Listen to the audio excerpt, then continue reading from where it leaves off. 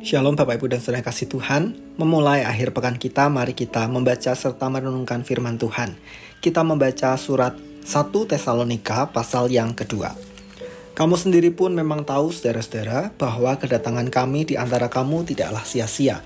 Tetapi sungguh pun kami sebelumnya, seperti kamu tahu, telah dianiaya dan dihina di Filipi.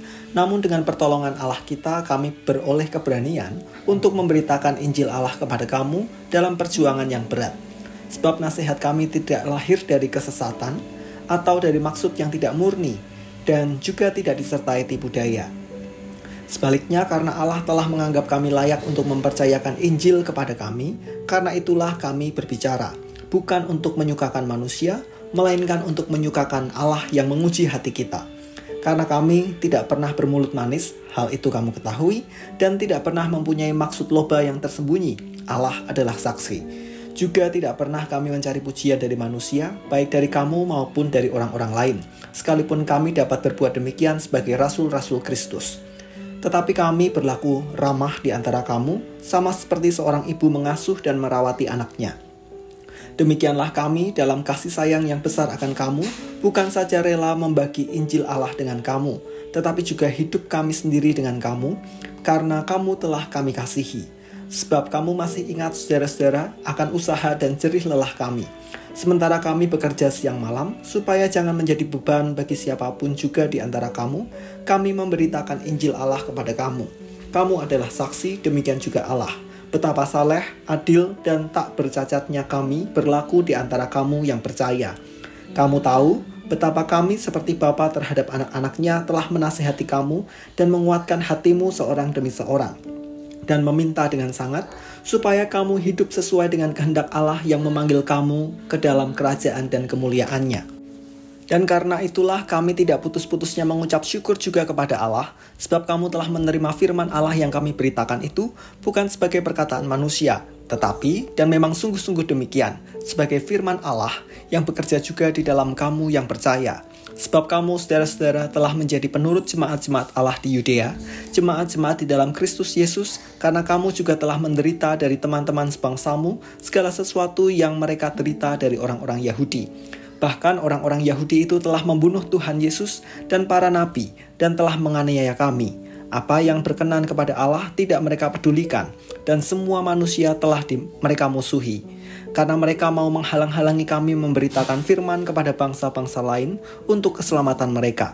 Demikianlah mereka terus-menerus menambah dosa mereka sampai genap jumlahnya, dan sekarang murka telah menimpa mereka sepenuh-penuhnya. Tetapi kami, saudara-saudara, yang seketika terpisah dari kamu, jauh di mata, tetapi tidak jauh di hati, sungguh-sungguh dengan rindu yang besar, telah berusaha untuk datang menjenguk kamu. Sebab kami telah berniat untuk datang kepada kamu. Aku, Paulus, malahan lebih dari sekali, tetapi iblis telah mencegah kami. Sebab siapakah pengharapan kami atau sukacita kami atau mahkota kemegahan kami di hadapan Yesus Tuhan kita pada waktu kedatangannya kalau bukan kamu? Sungguh, kamulah kemuliaan kami dan sukacita kami. Pertumbuhan yang melahirkan sukacita.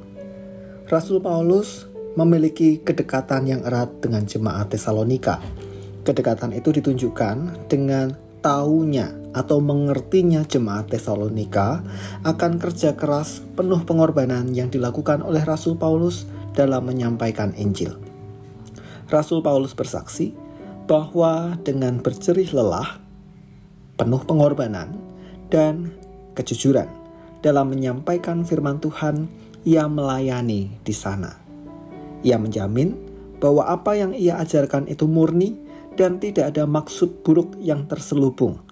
Ia bekerja keras untuk dirinya sendiri dan untuk jemaat. Bahkan, jerih lelah itu membawa jemaat, kemudian beriman kepada Kristus dan terus mengalami pertumbuhan. Pertumbuhan inilah yang melahirkan sukacita di hati Rasul Paulus. Dengan penginjilan itu, mereka menerima Kristus, meneladan pada firman Tuhan, dengan rela berkorban, bahkan mengalami penderitaan, dan berjuang untuk menghidupi apa yang benar sesuai firman Tuhan. Pertumbuhan itu terus terjadi. Bapak, Ibu, dan saudara yang kasih Tuhan, hari ini saya mengajak kita untuk bertanya kepada diri sendiri. Apakah kita sudah mengalami pertumbuhan iman sejak keputusan kita untuk mengikut Kristus? Apakah kita bersungguh-sungguh mengikut Dia? Apakah kita merelakan diri menderita sebagai konsekuensi iman kita kepadanya? Apakah kita sudah berjuang sepenuh tenaga untuk mengerjakan yang benar sesuai firman Tuhan?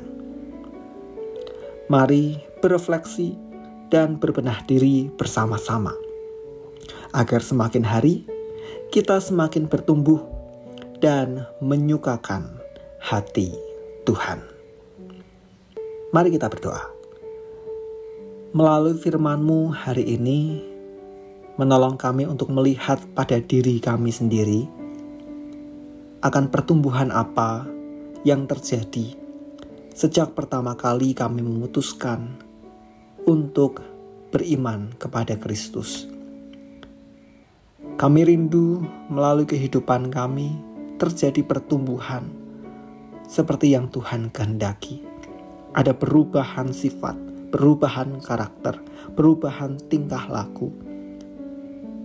Dan ketika Tuhan mengizinkan tantangan, godaan, cobaan terjadi, perubahan itulah yang menolong kami bersikap seturut dengan firman Tuhan. Bantu kami Tuhan melalui kuasa Roh Kudus, agar kami terus mengalami pertumbuhan, sehingga kami menyukakan hati-Mu. Kami berserah pada pimpinan dan penyertaan Tuhan, dan kami memulai hari ini dengan iman kepada-Mu, dan kami menyandarkan hidup kami pada berkat Tuhan. Di dalam nama Tuhan kami Yesus Kristus, kami berdoa. Amin.